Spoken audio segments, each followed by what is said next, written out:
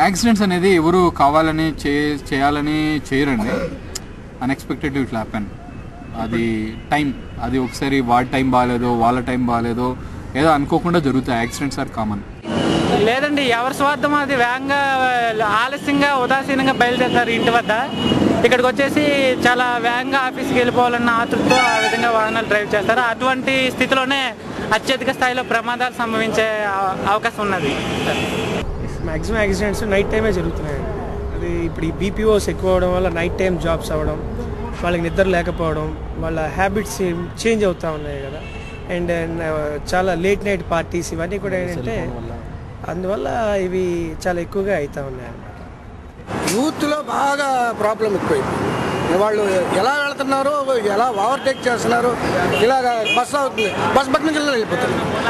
వాళ్ళ స్పీడు దీనికే పరిమితం వెళ్ళిపోతున్నారు. కానీ వెనకాల మనం ఇలా చేసినందువల్ల ఇన్ని ప్రాబ్లమ్స్ వస్తాయన్నది యూత్ అస్సలు దాన్ని కేర్ చేయటం.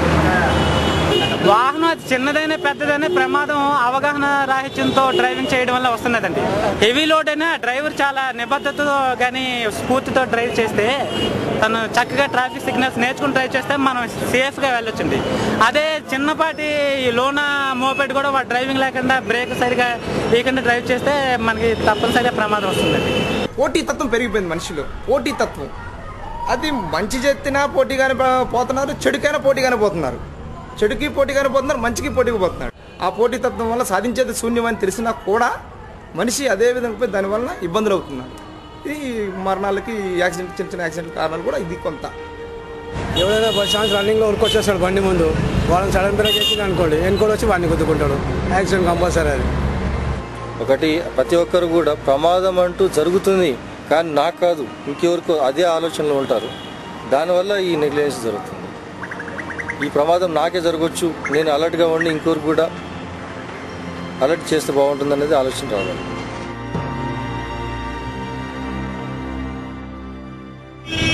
అది మన పోలీస్ కేసు అది ఇది అయితే మనం టచ్ కూడా చేయం. దాన్ని అక్కడ పారం పోతుంది అప్పటికే.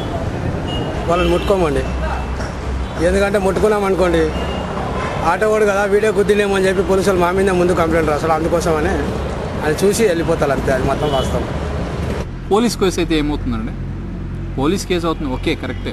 పోలీస్ కేసు అవుతుంది, ఏమవుతుంది? నువ్వేమైనా చేస్తావు యాక్సిడెంట్, బ్లీడింగ్ అవుతుంది, ఒకతను పడిపోయి ఇచ్చేస్తున్నాడు.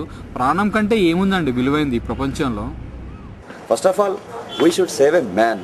ఒక హ్యూమన్ బీయింగ్ ప్రాణాన్ని కాపాడడం చాలా ఇంపార్టెంట్.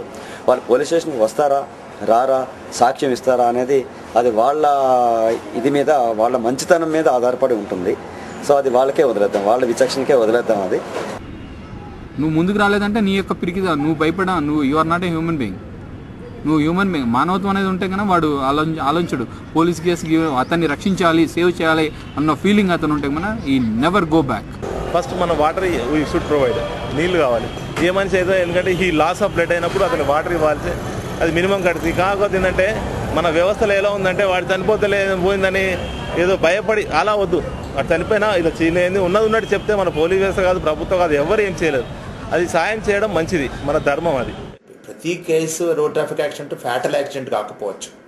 చాలా మటుకు ట్రివియల్ ఇంజరీస్ అయినా కూడా వాళ్ళల్లో ఒకలాంటి షాక్ లాగా ఉంటుంది. వాళ్ళకి ఎవరికైనా మనకు చిన్న స్లిప్ అవుతేనే మనకు కంగారుగా ఉంటుంది. రోడ్ ట్రాఫిక్ యాక్సిడెంట్ వాళ్ళు నిజంగా కంగారుగా ఉంటుంది. అప్పుడు మన దగ్గర చాలా సాంప్రదాయబద్ధంగా అవుతున్నటువంటి కల్చరల్ ప్రాక్టీస్ ఏంటంటే వాడికి మంచినీళ్ళు దాయిపించడం, లేకపోతే ముఖం మీద నీళ్లు జల్లడం ద్వారా వాడు కొంచెం స్పృహ రావడం, వాడికి కొంచెం కాన్ఫిడెన్స్ బిల్డింగ్ ఎక్సర్సైజెస్లో అదొకటి. కానీ సైంటిఫిక్గా మాట్లాడితే కనుక మంచినీళ్ళు ఇవ్వాల్సిన అవసరం లేదు. మీరు అన్నట్టుగా బ్లీడింగ్ ఎక్కువ అవుతుంది కాబట్టి వాడు మంచినీళ్ళు ఇస్తే మళ్ళీ వాడు బ్లడ్ వాల్యూమ్ పెరుగుతున్నటువంటిది సైన్స్ ఒప్పుకోదు. ఇంకోటి ఏంటంటే యాక్సిడెంట్ అయినప్పుడు ఓకే మీరు హెల్ప్ చేయకపోతే పర్వాలేదు, కానీ చుట్టూ గుమ్ముకూడి ఆ పేషెంట్ని ఇబ్బంది పెట్టి రకరకాల సజెషన్స్, మంచినీళ్ళు తాగి అంటాడు, ఇంకోటి అంటారు. అసలు ఎప్పుడు పేషెంట్ని కదపొద్దు ఒక ఎక్స్పర్ట్ వచ్చేంత వరకు. ఒకవేళ మీలో ఎవరైనా ఫస్ట్ ఎయిడ్ ఎక్స్పర్ట్ ఉంటే కనుక yes you can definitely attend to him to provide first aid. ఇప్పుడు మా ట్రాఫిక్ పోలీస్ హెల్ప్ లైన్ ఉంది, నెక్స్ట్ 108 అంబులెన్స్ ఉంది. కాల్ చేసిన 15 minutes లోపలనే 108 సిటీలో ఎక్కడికైనా అప్రోచ్ అయిపోతుంది, హాస్పిటల్కి తీసుకెళ్తున్నారు. సెకండ్ మెసేజ్ స్ట్రాంగ్గా చెప్పేది అంటే అంబులెన్స్ వచ్చేదాకా ఉండడమే పేషెంట్కి చాలా మంచిది. ఎందుకంటే చెప్పాను కదా, moving and lifting is also science. ఇష్టం వచ్చినట్టుగా మనం కూర్చోబెట్టడము, మంచినీళ్ళు తాగిపించడం, ఇట్లాంటివి మన దగ్గర కల్చరల్ ప్రాక్టీసెస్ చాలా చూస్తున్నాం. అది సైన్స్ ఒప్పుకోవటం లేదు. గోల్డెన్ అవర్ అంటాం. యాక్సిడెంట్ జరిగిన 1 అవర్ లోపల కనుక ఒక పేషెంట్ని హాస్పిటల్కి తీసుకెళ్ళగలిగితే అతను బ్రతికే ఛాన్సెస్ చాలా చాలా ఎక్కువ ఉంటాయి. ఎస్పెషల్లీ హెడ్ ఇంజరీస్లో కానీ, లేదంటే మేజర్ వైటల్ ఆర్గాన్ ఇంజరీ జరిగినప్పుడు కానీ హాస్పిటల్కి వితిన్ 1 అవర్ కనుక తీసుకెళ్ళగలిగితే అతను బ్రతికే ఛాన్సెస్ చాలా ఎక్కువ ఉంటాయి. సో ఆ గోల్డెన్ అవర్ని మనం కాపాడుకోవాలా. సో అతన్ని డిస్టర్బ్ చేయకుండా ఇమ్మీడియట్గా హాస్పిటల్కి తరలించే ప్రయత్నం. 108 లేదు, సో మీరే తీసుకెళ్ళండి, ఒక ఆటోలో జాగ్రత్తగా కేర్ఫుల్గా తీసుకెళ్ళండి. దానికి పోలీస్ అబ్జెక్షన్ ఎటువంటిది లేదు. ట్రాఫిక్ సెన్స్ అనేటువంటిది మన జీవితంలో ఒక భాగం అయిపోయే రోజులు వచ్చేసింది. శ్మశాన వేదాంతాల్లాగా చచ్చిపోయిన మనిషిని చూసి కాసేపు 5 నిమిషాలు అయ్యో పాపం ఇందాక బతుకున్నాడే, ఎప్పుడే చచ్చిపోయాడు పాపం అని ఒక 5 నిమిషాలు ఉంటుంది. ఆ తర్వాత మళ్ళీ ఎవరి దారిలో వాడు పడిపోతాడు, ఎవరి బిజినెస్లో వాడు, ఎవరి వ్యాపకంలో వాడు పడిపోతాడు. అంతే తప్ప అరే మనం ఇలాగ ర్యాష్గా నడపకూడదు, హెల్మెట్ కంపల్సరీగా పెట్టుకోవాలి, సెల్ ఫోన్ మాట్లాడకూడదు అని మళ్ళీ అవే తప్పని రిపీట్ చేస్తుంటాడు. అది మళ్ళీ ఇతనికి జరిగిన దాకా అవి ఈజీగానే తీసుకుంటుంటాడు. హ్యూమన్ టెండెన్సీ అట్లా ఉంది. Valuable human lifes are being lost on the road for no reason. మీ ట్రాఫిక్ రూల్స్ని ఫాలో అవ్వాలి, ఎందుకంటే యాక్సిడెంట్స్ అవ్వచ్చు, వెహికల్ స్పీడ్గా వస్తాయి. సో మీరు మెల్లగా జాగ్రత్తగా వెళ్ళాలని చెప్తాం. ఎంతైనా మనలో ఆ డిసిప్లిన్ రానంత వరకు మాత్రం ఎవరు ఏం చేసినా ఫాయిదా ఉంటుంది.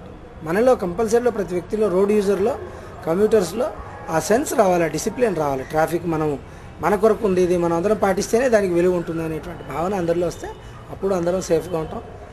ఈ ప్రమాదాలకి తక్కువ అవకాశం.